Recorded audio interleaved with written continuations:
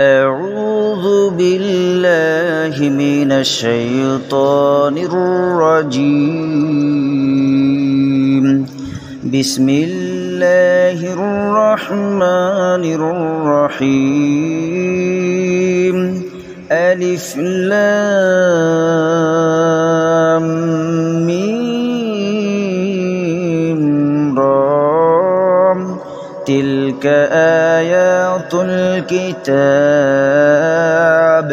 والذي أنزل إليك من ربك الحق ولكن أكثر الناس لا يؤمنون. الله الذي رفع السماوات بغير عمد ترونها ثم استوى على العرش وسخر الشمس والقمر كل يجري لأجل مسمى يدبر الأمر يفصل الآيات لعلكم بلقاء ربكم توقنون. وهو الذي مد الأرض وجعل فيها رواسي وأنهارا ومن كل الثمرات جعل فيها زوجين اثنين يغشي الليل النهار إن في ذلك لآيات لقوم يتفكرون. وفي الأرض قطع متجاورات وجنات من أعناب وزرع ونخيل صنوان وغير صنوان يسقى بماء واحد ونفضل بعضها على بعض في الأكل إن في ذلك لآيات لقوم يعقلون. وإن تعجب فعجب قولهم وإذا كنا ترابا أئنا لفي خلق جديد. أولئك الذين كفروا بربهم وأولئك الأغلال في أعناقهم وأولئك أصحاب النار هم فيها خالدون. ويستعجلونك بالسيئة قبل الحسنة وقد خلت من قبلهم المثلات وإن ربك لذو مغفرة للناس على ظلمهم وإن ربك لشديد العقاب. ويقول الذين كفروا لولا أنزل عليه آية من ربه إنما أنت منذر ولكل قوم هاد. الله يعلم ما تحمل كل أنثى وما تغيض الأرحام وما تزداد وكل شيء عنده بمقدار. عالم الغيب والشهادة الكبير المتعال. سواء منكم من أسر القول ومن جهر به ومن هو مستخلف بالليل وسارب بالنهار له معقبات من بين يديه ومن خلفه يحفظونه من أمر الله إن الله لا يغير ما بقوم حتى يغيروا ما بأنفسهم وإذا أراد الله بقوم سوءا فلا مرد له وما لهم من دونه من وال هو الذي يريكم البرق خوفا وطمعا وينشئ السحاب الثقال ويسبح الرعد بحمده والملائكة من خيفته ويرسل الصواعق فيصيب بها من يشاء وهم يجادلون في الله وهو شديد المحال له دعوة الحق والذين يدعون من دونه لا يستجيبون لهم بشيء إلا كباسط كفيه إلى الماء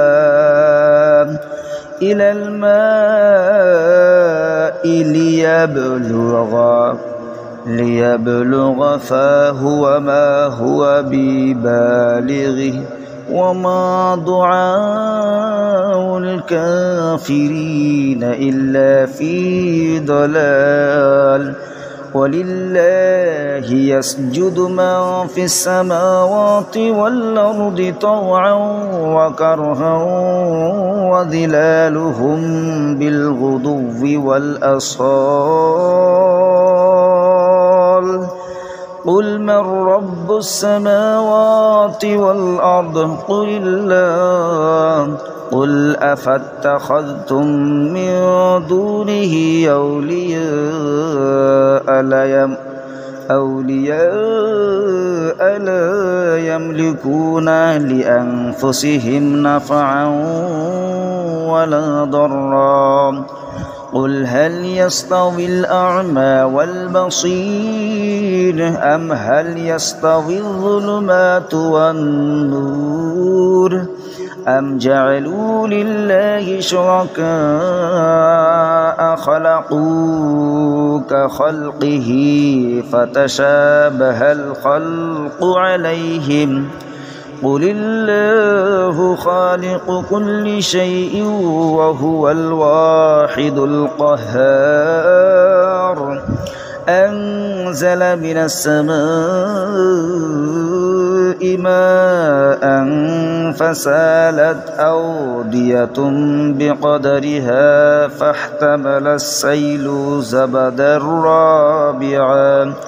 ومما يوقدون عليه في النار ابتغاء أحلية أو متاع زبد مثله كذلك يضرب الله الحق والباطل فأما الزبد فيذهب جفاء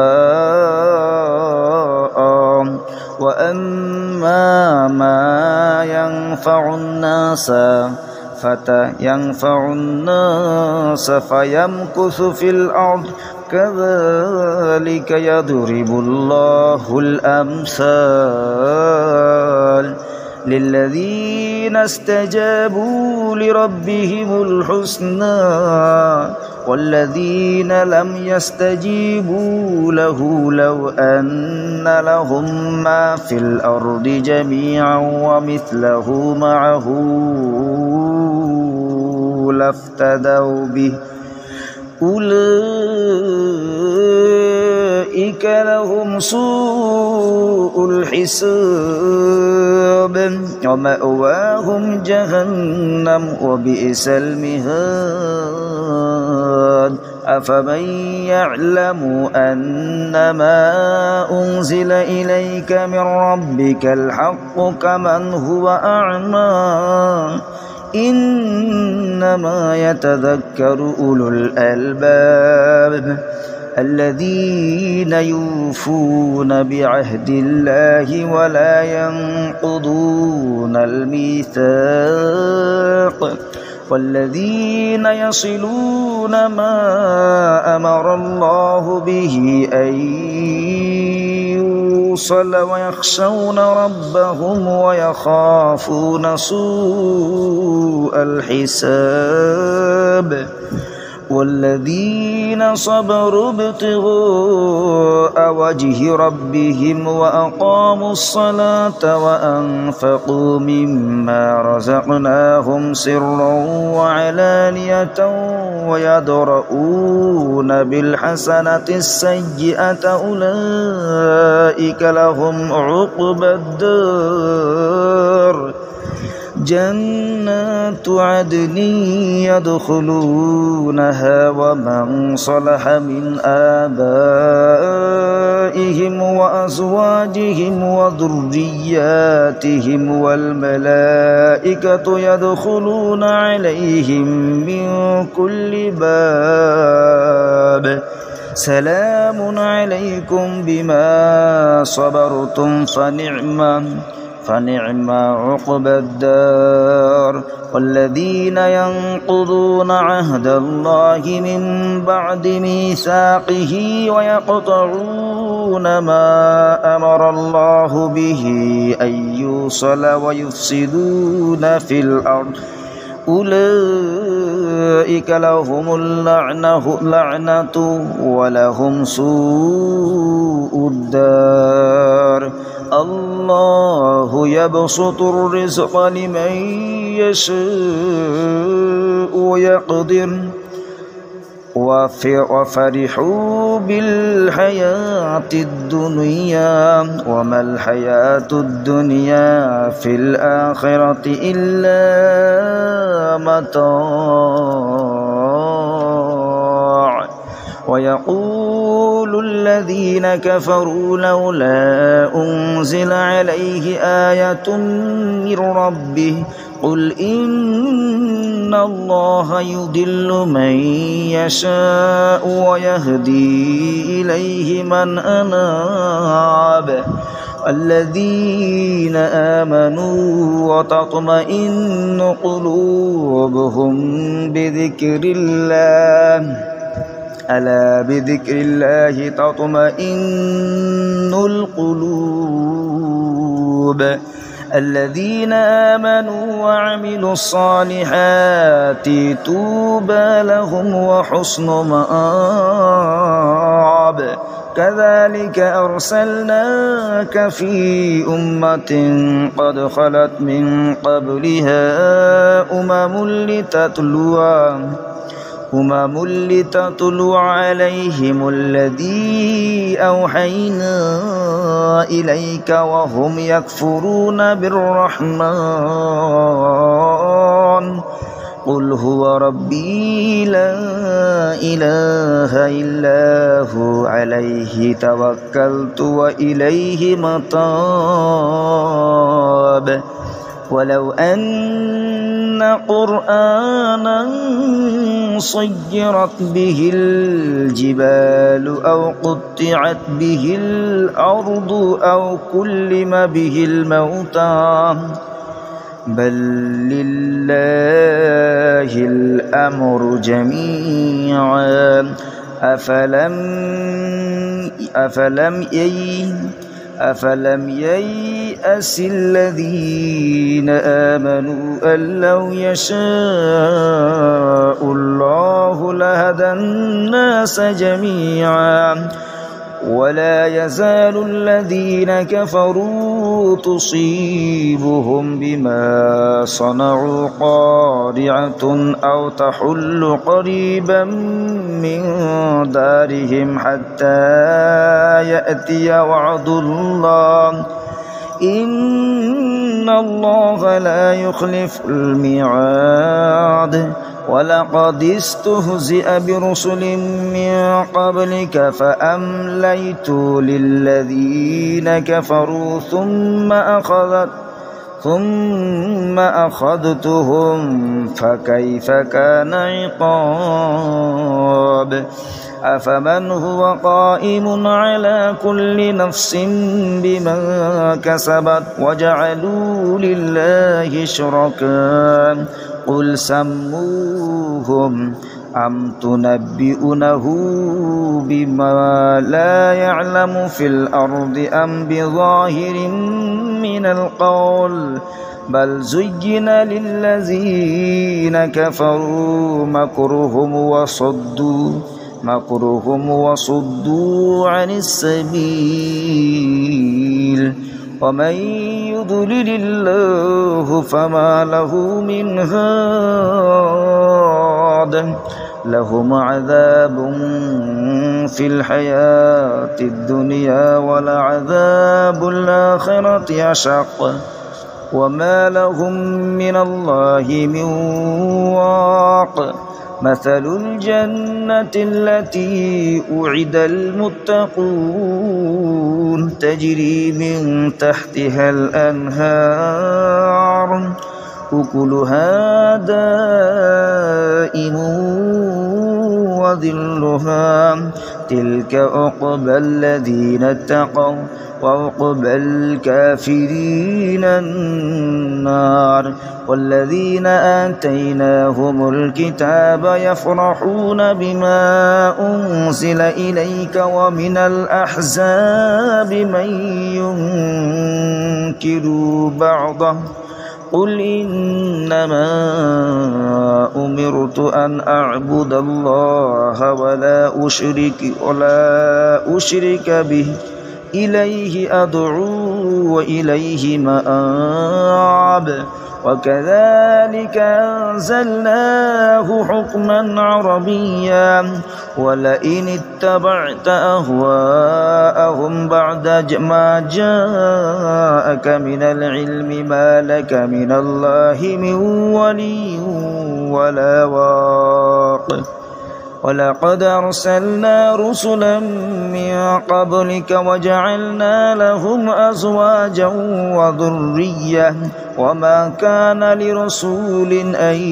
يأتي بآية إلا بإذن الله لكل أجل كتاب يمحو الله ما يشاء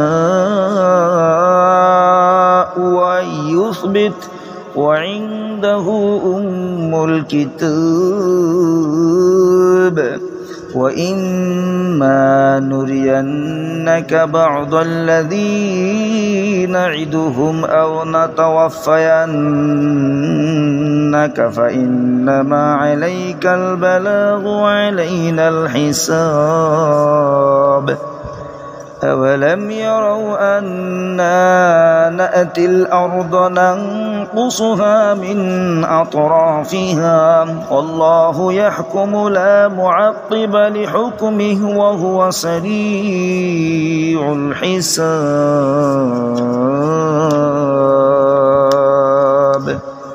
وقد مكر الذين من قبلهم فلله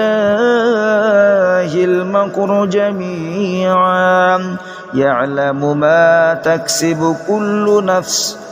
وسيعلم الكفار لمن عقبى الدار ويقول الذين كفروا لست مرسلا قل كفى بالله شهيدا بيني وبينكم ومن عنده علم الكتاب